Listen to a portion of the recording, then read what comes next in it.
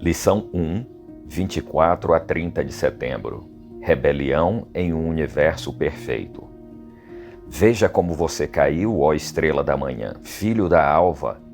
Veja como você foi lançado por terra, você que debilitava as nações. Isaías capítulo 14, verso 12. Muitos pensadores têm tentado explicar a origem do mal. Alguns sugerem que ele sempre tenha existido porque, em sua opinião, o bem só pode ser apreciado em contraste com o mal. Outros acreditam que o mundo tenha sido criado perfeito, mas de alguma forma o mal surgiu. Por exemplo, na mitologia grega, o mal teve início quando Pandora, curiosa, abriu uma caixa lacrada da qual saíram todos os males do mundo. Esse mito não explica, porém, a origem dos males supostamente escondidos nessa caixa. Por outro lado, a Bíblia ensina que Deus é amoroso e todo-poderoso. Como está escrito no primeiro livro de Crônicas, capítulo 29, versos 10 e 11. A Bíblia também diz que Deus é perfeito, como está escrito em Mateus, capítulo 5, verso 48. Tudo o que ele faz é igualmente perfeito, como está escrito em Deuteronômio, capítulo 32, verso 4, o que inclui a forma como o Senhor criou o nosso mundo. Como então o mal e o pecado surgiram em um mundo perfeito? De acordo com o capítulo 3 do livro de Gênesis, a queda de Adão e Eva trouxe o pecado, o mal e a morte para esse mundo. Em sua condição atual, a natureza carrega uma mensagem ambígua, que combina o bem e o mal. Os seres humanos que em um momento demonstram bondade, podem ser cruéis, odiosos e violentos no momento seguinte. Em contrapartida, Deus é amor. Tudo o que Deus faz é uma expressão do seu amor incondicional e imutável. Nisso está incluso a obra da criação, a ação redentiva e até as manifestações de seus juízos punitivos. Flores artificiais são lindas, mas não florescem como as reais. Os robôs são pré-programados para falar e realizar muitas tarefas, mas não têm vida nem emoções. Assim, o nosso amoroso Deus criou anjos, incluindo Lúcifer, e seres humanos com liberdade para fazer as suas próprias escolhas, incluindo a possibilidade de seguir um caminho errado. A liberdade pode ser mal utilizada. A origem e a natureza do pecado são mistérios que ninguém pode explicar completamente. Nas dolorosas reflexões sobre o mal, nunca devemos esquecer que o próprio Deus pagou o preço mais alto pela existência do pecado. Como está escrito em Mateus capítulo 5, versos 43 a 48 e em Romanos capítulo 5, versos 6 a 11. Ezequiel capítulo 28, versos 12 a 19 descreve a origem do mal. Grande parte do livro de Ezequiel foi escrita em linguagem simbólico-apocalíptica. Em muitos casos, entidades específicas, pessoas, animais, objetos e eventos locais são usados para representar e descrever realidades cósmicas e históricas mais abrangentes. Em Ezequiel, capítulo 28, versos 1 a 10, o Senhor falou do rei de Tiro, antiga e próspera cidade portuária fenícia, como um governante rico e orgulhoso que era apenas um homem, mas que afirmava ser um Deus que se assentava sobre a cadeira de um Deus. Em Ezequiel, capítulo 28, versos 12 a 19, essa realidade histórica se tornou uma analogia para descrever a queda de Lúcifer nas cortes celestiais.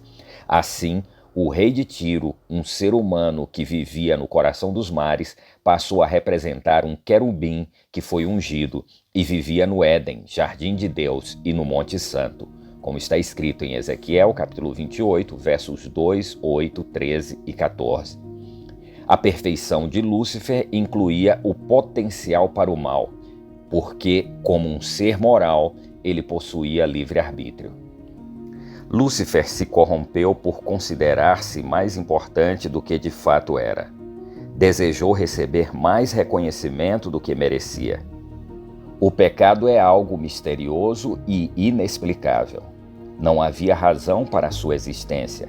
Tentar explicar o pecado é procurar uma razão para ele, e isso seria justificá-lo. O pecado apareceu num universo perfeito, e não existe desculpa para isso.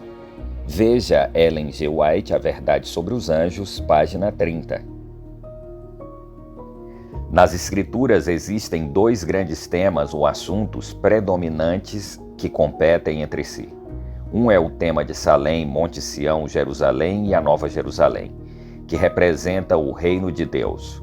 O outro é o tema de Babel e Babilônia, que representa o domínio falsificado de Satanás. Na Bíblia, a cidade de Babilônia representa um poder em oposição direta a Deus e ao seu reino, e o rei de Babilônia, com alusão especial a Nabucodonosor, é um símbolo de orgulho e arrogância. Como no caso do rei de Tiro, que está escrito em Ezequiel capítulo 28, versos 12 a 19, o rei da Babilônia também se tornou um símbolo de Lúcifer. Isaías capítulo 14, versos 13 a 11, Isaías capítulo 14, versos 3 a 11, descreveu a queda do arrogante e opressor rei da Babilônia e em seguida se deslocou do reino histórico para as cortes celestiais e apontou que um espírito semelhante, orgulhoso e altivo, havia gerado a queda de Lúcifer, como está escrito em Isaías capítulo 14, versos 12 a 15. Ele planejava exaltar seu trono acima de todas as hostes celestiais, tornar-se semelhante ao Altíssimo, como está escrito em Isaías capítulo 14, verso 14. A queda de Lúcifer não foi um simples choque de ideias conflitantes. Apocalipse capítulo 12 nos diz que uma grande guerra eclodiu no céu entre Lúcifer e os seus anjos, de um lado, e Cristo e seus anjos do outro. Lúcifer é chamado de o grande dragão, a antiga serpente, diabo e Satanás, e acusador de nossos irmãos, como está escrito em Apocalipse capítulo 12, versos 9 e 10.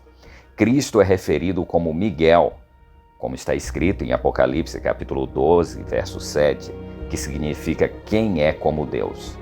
Com base na alusão ao arcanjo Miguel, descrita em Judas capítulo 1, verso 9, alguns intérpretes acreditam que se trate apenas de um ser angelical. Mas no livro de Daniel, cada visão principal culmina com Cristo e o seu reino eterno, com uma pedra cortada sem o auxílio de mãos, como está escrito em Daniel capítulo 2, versos 34 e 45. O Filho do Homem, como está escrito em Daniel capítulo 7, verso 13. O príncipe do exército e o príncipe dos príncipes, como está escrito em Daniel capítulo 8, versos 11 e 25, e Miguel, o grande príncipe, como está escrito em Daniel capítulo 12, verso 1. Assim como o anjo do Senhor é o próprio Senhor, como está escrito em Êxodo capítulo 3, versos 1 a 6, e Atos capítulo 7, versos 30 a 33, Miguel deve ser a mesma pessoa divina, ou seja, o próprio Cristo.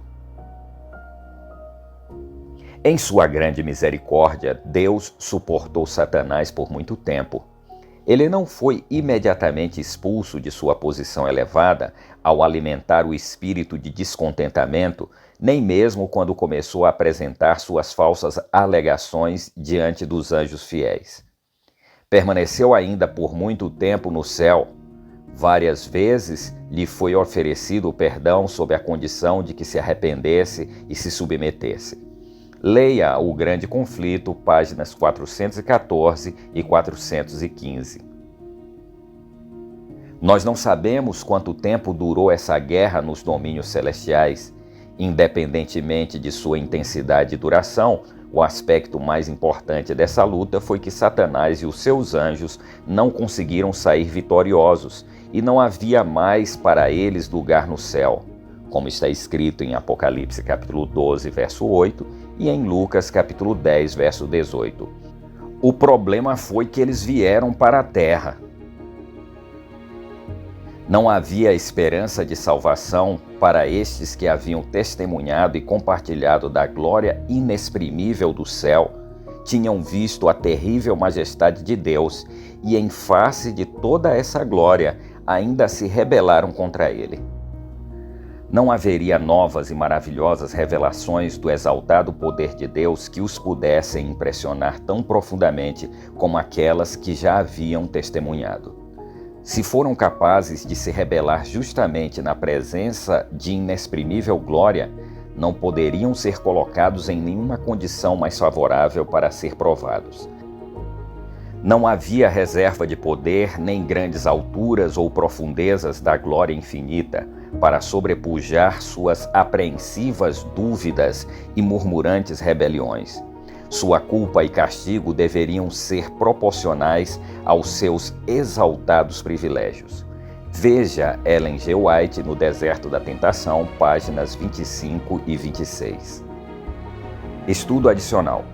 O termo comércio de Ezequiel capítulo 28:16 em hebraico é recular e deriva da raiz rakal, que significa ir por aí ou ir de um a outro, seja para, número 1, comércio, ou, número 2, fofoca ou calúnia. O contexto torna evidente que, nesse caso, o termo não se refere a comércio ou negócios, porque esse seria o único lugar na Bíblia hebraica em que o comércio seria algo pecaminoso, e isso não faz sentido. Portanto, a palavra sugere que o querubim guardião estava circulando e fofocando sobre Deus, acusando-o de injustiça, maldizendo seu caráter e espalhando mentiras. Lúcifer semeou desconfiança e incredulidade e desviou os outros de acreditar no Deus amoroso e de segui-lo. Ezequiel afirma que ele foi lançado em desgraça para longe do monte de Deus e foi expulso, como está escrito em Ezequiel capítulo 28, verso 16.